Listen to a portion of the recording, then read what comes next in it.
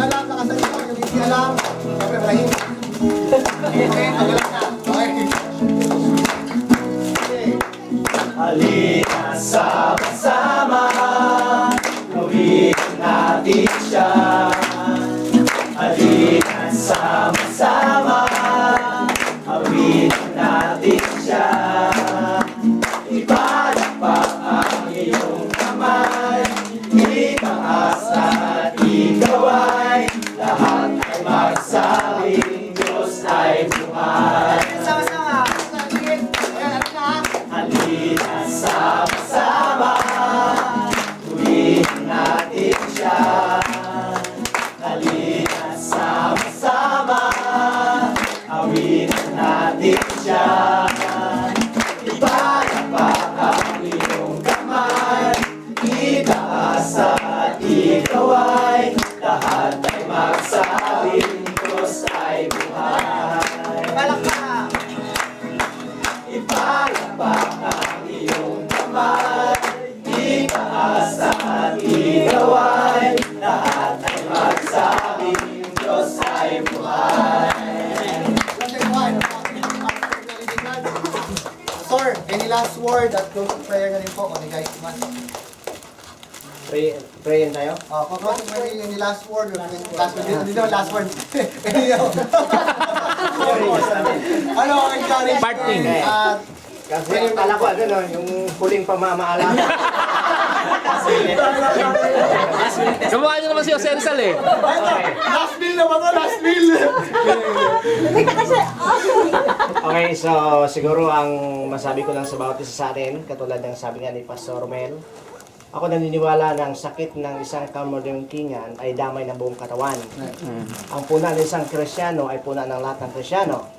Ang parangal ng isang Kristyano ay parangal sa lahat ng Kristyano. So si Kristo ang nabubuhay sa atin, dapat si Kristo ang maghari sa atin. Amen. Si Kristo ang ating Panginoon, dapat si Kristo ang mabigyan natin ng parangal sa ating mga buhay.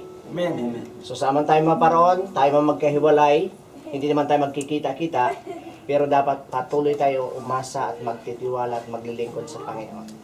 Amen. Sabi nga ni Pastor, hindi natin alam, malapit ang dating ng Diyos. No? Kumbaga, nandun na yung gulo na sasabi ng Matthew chapter 24.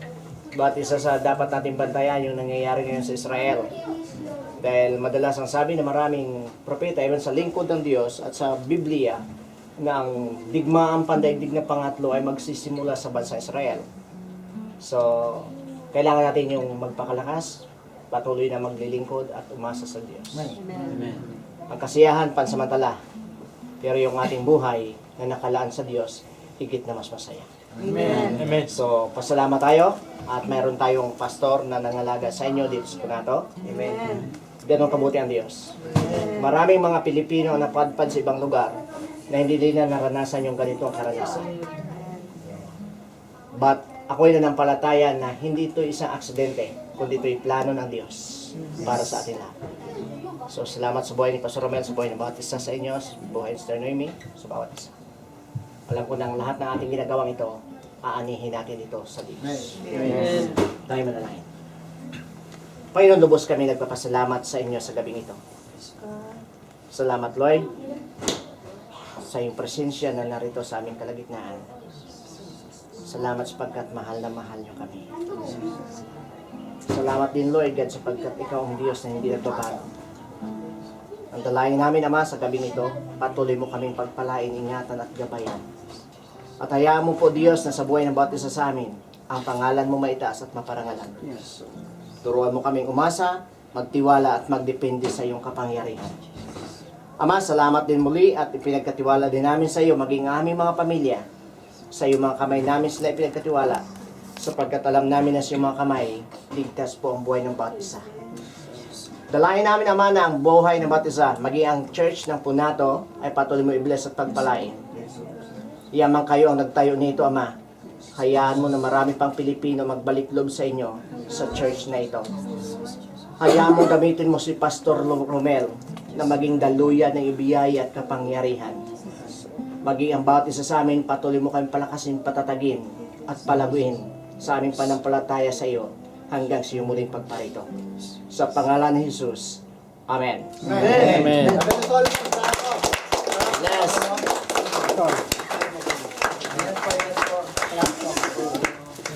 Mabita ko, Pastor ah. Maraming salamat. Okay, kung muna ka baba. Iinom pa tayo ah. Okay, yung punado, wag mo na uuwi. Sabi ko eh. Salamat po. Salamat po.